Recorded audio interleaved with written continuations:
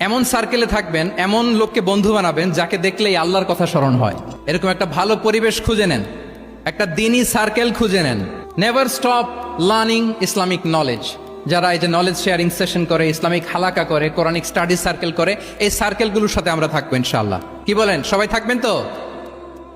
তা না হলে মুসলিম আইডেন্টিটি আমরা প্রোটেক্ট করতে পারবো না। Engage with good circle, maintain a good circle. যত টক্সিক পিপল আছে এদেরকে ইগনোর করবেন, দূরে থাকবেন।